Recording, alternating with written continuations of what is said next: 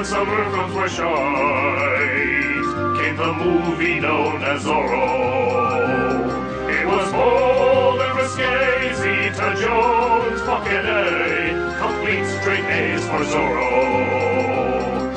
Zorro, winning box office with ease. Zorro, he's white, a total cock tease.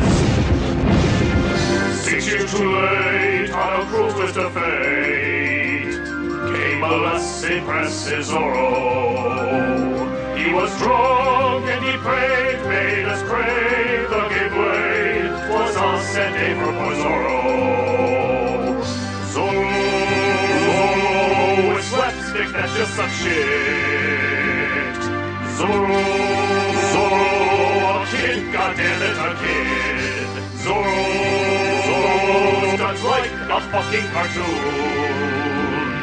Zorro, a lame and sunny buffoon. Sorry.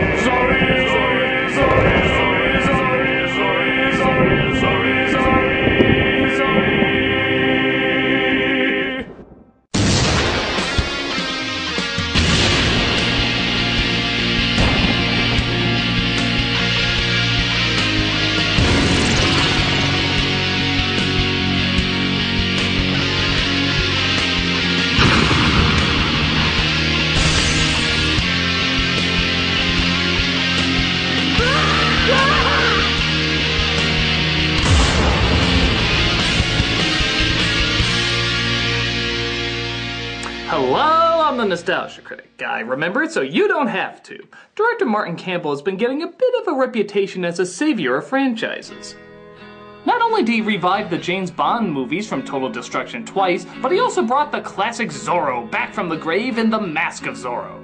In a time when everything was CG explosions and disaster films, this gave us actual stunts, developed characters, comedy, drama, old comers, newcomers. It was a reminder of how summer movies were supposed to be done.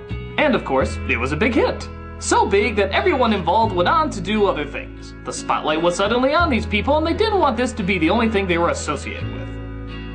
But then after a few shitty movies, they said, yes, we do want to be associated with this. Remember when we were good here? Remember when you loved us here? Well, we're gonna help you relive those moments all over again with a sequel. A mere 7 years later. Way to ride that hot streak, guys.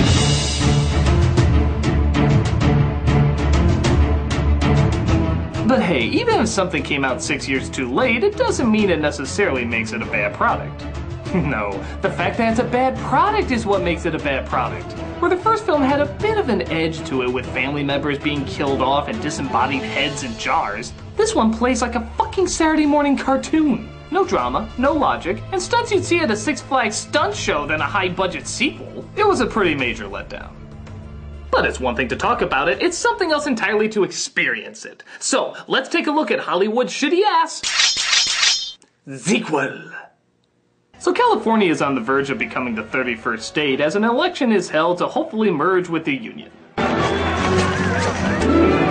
Insert immediate stupid as Zorro himself apparently votes in the election. That must have been an interesting registration form to fill out. Okay, sir, if you could please fill out your... No, sir, that's a... I'm going to need your full name. Sir, this won't count if you don't... Okay, whatever. But a villain with 2 frozen strips of bacon on his face comes to steal the ballots by... shooting their hats off. State your business, my Gibbons. I haven't voted yet. Oh, I'm sorry, you're too late. The polls have already closed. Don't mess with me, boy. I've caused the Top Hat Massacre of 43. Of course, Zorro, played by Antonio Banderas, comes in to save the day. Sir, what do we do? He has no hat to shoot. And God help us all. They literally tried to steal the election by putting the votes in a carriage with the world's fucking strongest horses. That's solid brick. What kind of steroid oats are you feeding these things?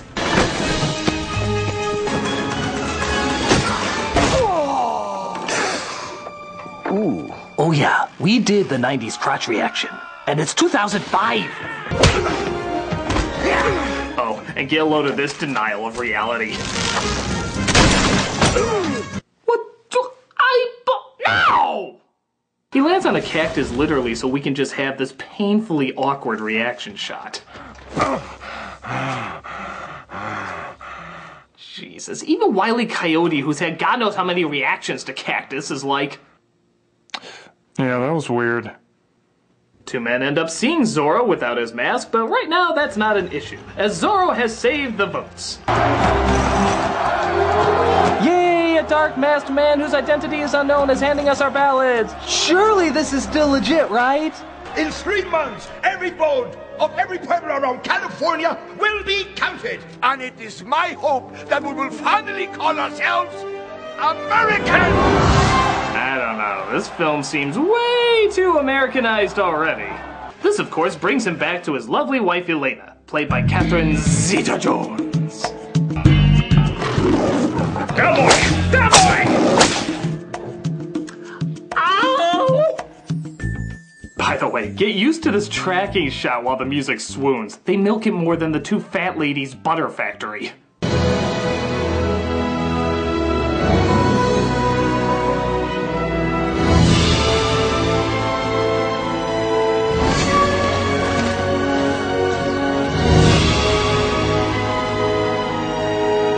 I don't care if you mug more than the LA crime circuit. One day you will be mine.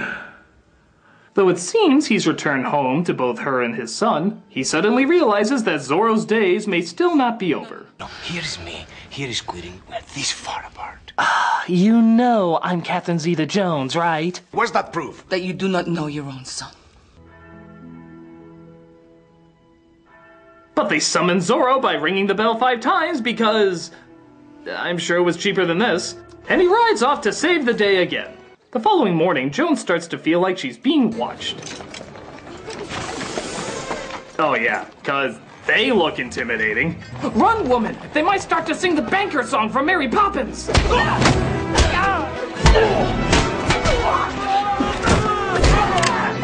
Yes, I probably should have opened with that. Can I interest you in a show about an island that was ruined by a writer's strike? We then see Banderas at, wait a minute, wasn't the last time we saw him he was being summoned as Zorro? Yeah, they ring the bells, he gets in the costume, he rides off. What the fuck happened in between here? Quickly, Zorro! 3 naked men in a bathtub are in need of a dealer! Where are you going? To beg Elena's forgiveness. But just when he realizes he should spend more time with his family and is about to change his ways, his wife issues him a Z-voice. Oh really? In 1850, huh? Hell, you couldn't even get away with this in 1950. I think just thinking the word back then was probably illegal. So rather than, oh, I don't know, just talk to her or admit he was wrong, he does the more logical route by getting blind, stinking drunk, and bad-talking her for about 3 months. What happened to my clothes? I removed them last night so you wouldn't catch pneumonia. After you came back from the cantina, you went for a spin. This hotel doesn't have a pool. We have a fountain. Zorro, Zorro, he sleeps 5 hours past noon. Zorro, Zorro, we doubt he'll sober up soon. This doesn't set well with his son Joaquin, who is starting to get restless in his studies. How exactly does a flaming poker fit into your little theory? It fits in your butt. Come here. Demonio! No? Okay, but before we proceed any further, I just want to give you fair warning. This is the stupidest thing you'll see in an action film for a long time. It's actually kind of amazing. If you're wearing glasses or any kind of eyewear at all, be ready to drop them because this will result in an immediate facepalm.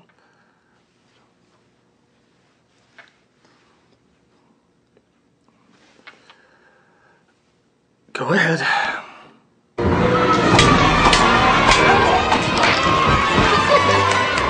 What the hell am I watching right now? This can't be for real. This cannot be for fucking real. How can the prior film that brought us decapitation, slicing up others, years of torture, bring us this second grader fan fiction bullshit? It is so mind-bogglingly stupid that I actually refuse to believe it really happened. In my opinion, this is all just a fantasy going on in the kid's head while in reality he's getting his ass thrashed, and this is his only way coping with it. I'm jumping out of the classroom. I just had a sword fight with the teacher. All the kids are chanting my name.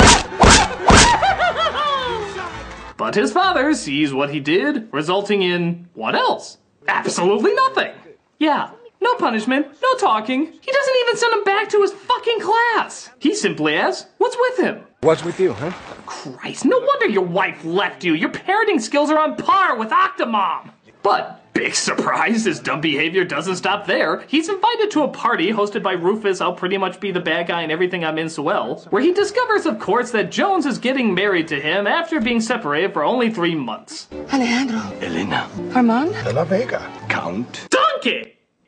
Thus, our brave and virtuous Zorro gets plastered and makes a complete dick of himself. Perhaps you should wear lipstick if you're gonna act like my mother. I can handle her. Fall to your knees and beg me to take you back. Zorro, so drunk he can't even walk. Zorro, his ex-wife he likes to stalk. After getting thrown out of the party, he finds a corner to go get drunk in where, believe it or not, even his horse starts to drink with him. Hey, get it out!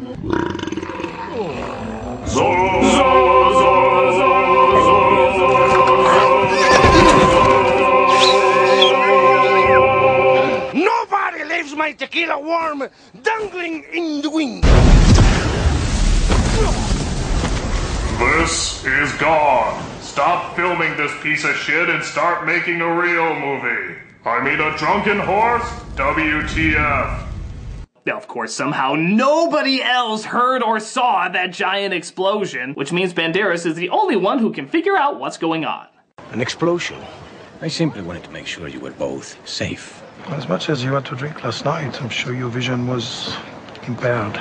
Yes, but my hearing isn't. What the hell kind of accent are you trying to do? You do play polo, I take it? Naturally. Remember when this music used to go to cool stuff? In the first film, it was a horse chase, a sword fight. Now it's goddamn polo. Oh, they just keep upping the fucking ante, don't they?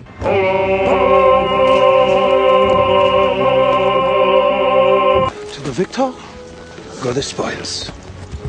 So, after that completely pointless exchange, Temporary Tattoos here goes to steal the deed to a person's house so he can own their land. Please, senor, this land is all we have. And the Lord shall expel them before you and ye shall possess their land. You know, I don't think he knows what those words actually mean. I think he just memorized random passages thinking they'll sound important. And Samson visited his wife with a young goat and said, I will go into my wife in her room. Wow, that sounded bad. Okay, just forget that last verse. That's not me. Drop your guns. All of you! Zorro has them where he wants them, tells the couple to go inside, and then just takes off like a pussy. Wait, he tells them to go inside the house and then doesn't even stay to protect them? That's like telling a mouse, go get the cheese from the mousetrap. I shall be with you in spirit from afar. This leads to the husband getting killed, but luckily Zorro's horse is inflammable and saves the wife and kid. Are horses just like super beings in this world? Eventually Zorro sneaks into the bad guy's house while Jones does pretty much the exact same thing. Where is the bathroom? I would like to powder my cheeks. Yes, your tan does seem to be coming off. Feliz Navidad, assholes. I am Zorro. Ho, ho, ho. It'll take my boys 2 days to cover the quarter mile. Otherwise, you get nothing. Listen to me, you backwards ass frog.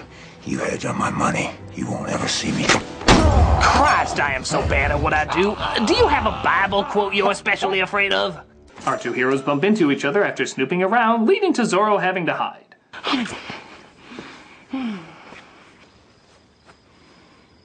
Jesus, I think Mad About You had less bickering than this film.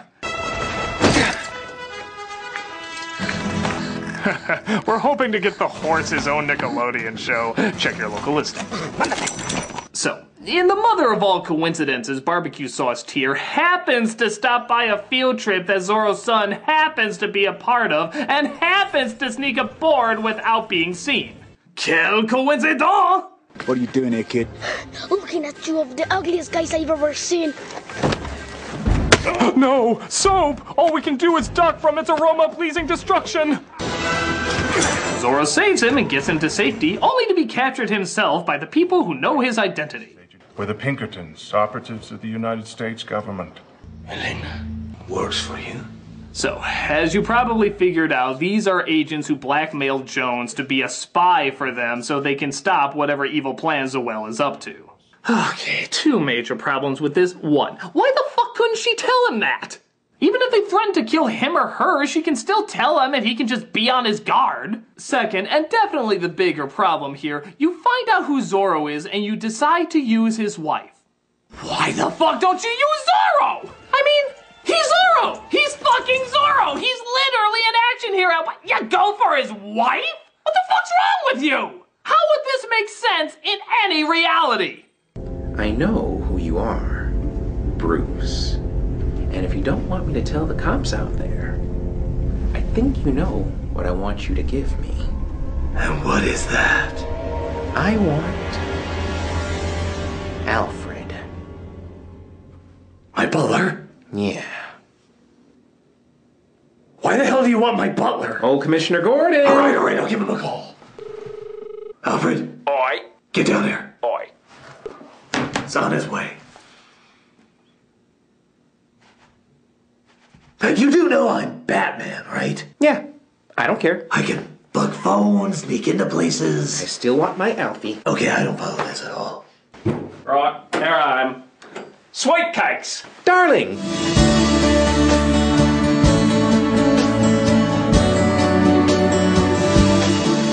I can do gasoline drawings on a bridge! We don't care! I am so done with this gig.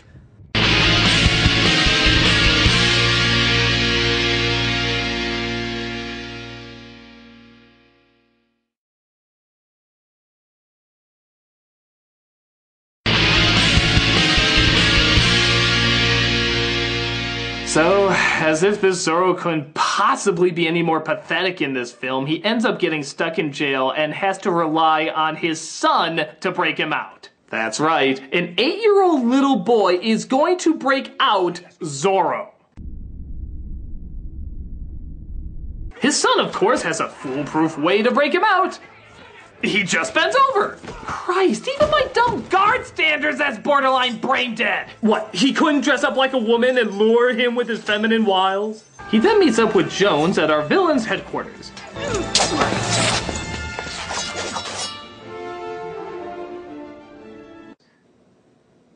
Survey says... Pretty lame. That was pretty lame. They then discover that Zoelle is part of the Knights of Evil Smoky Rooms who want to stop California from becoming a state as well as destroy all of America.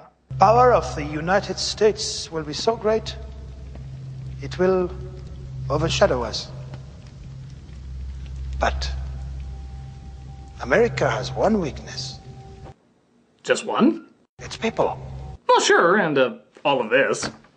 Nitroglycerin. They are preparing to launch a preemptive strike against Washington. I've heard enough. Brothers, you know my spirit is with you. But we risk antagonizing a sleeping giant if we fail. I'll see myself out. As a member of an evil organization, I expect no retaliations resulting in the end of me whatsoever. Lord Dillingham? Oh, yes? Would a demonstration put your mind at ease? Actually, I think it would. Thank you very much. By God, I could hear that cliche all the way over here. Unless you come to confess, you have no business here, McGivens. So Interview with a Redneck Vampire hears that Zorro visited the priest and dropped off the boy there.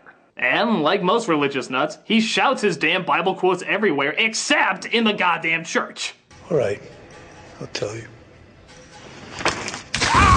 Wow, I really do think this is the most useless villain I have ever seen on film. I mean, he hasn't done one thing correctly. I think the killer from Scream had less pratfalls than this guy.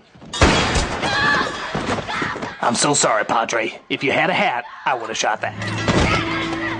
They take the kid away as Zorro, the master of disguise, sneaks in to where they're making the nitro without ever being known. Did everybody just come down with a case of the stupids?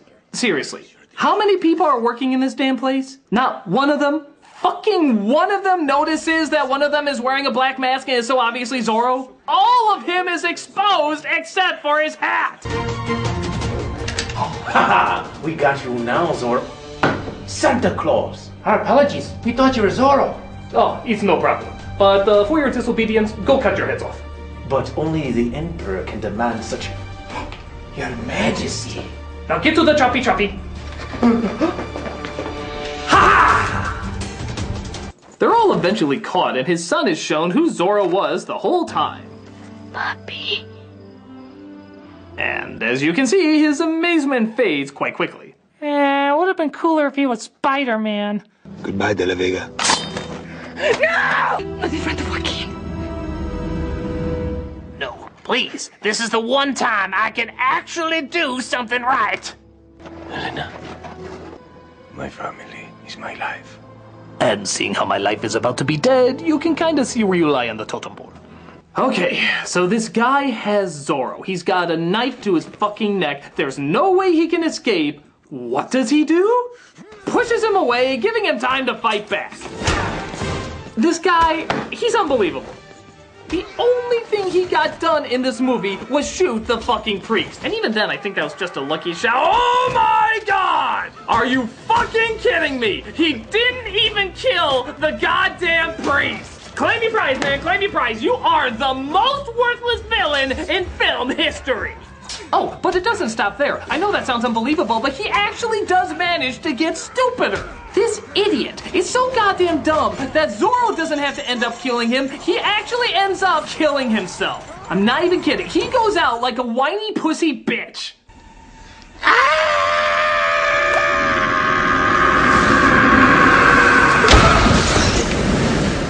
Even his scream was embarrassing. Give it up for him, ladies and gentlemen. We will never see a less intimidating antagonist. Well done, sir. Well done.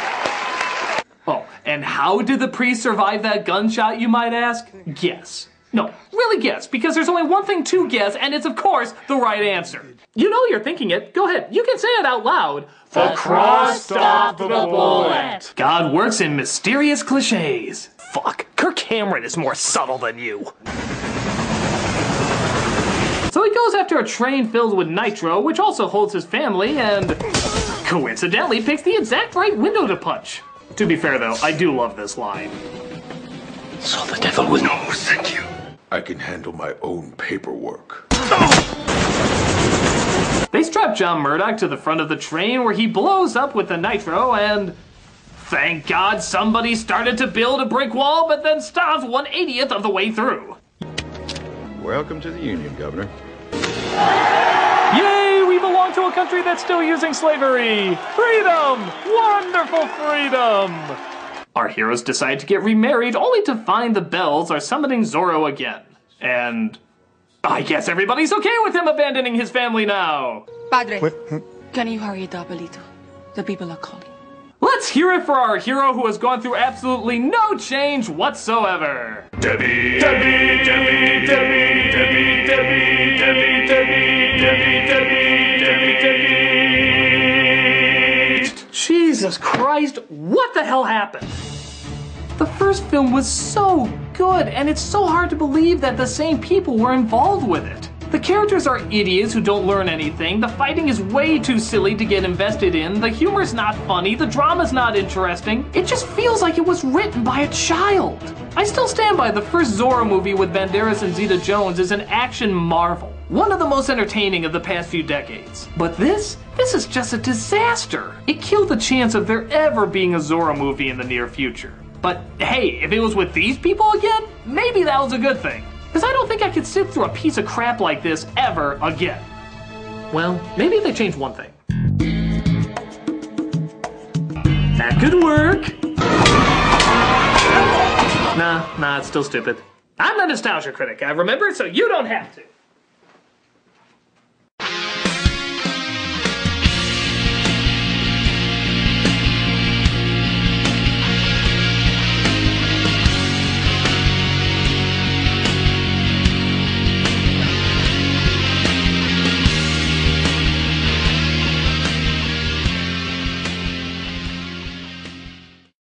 Listen to me, you backwards ass frog.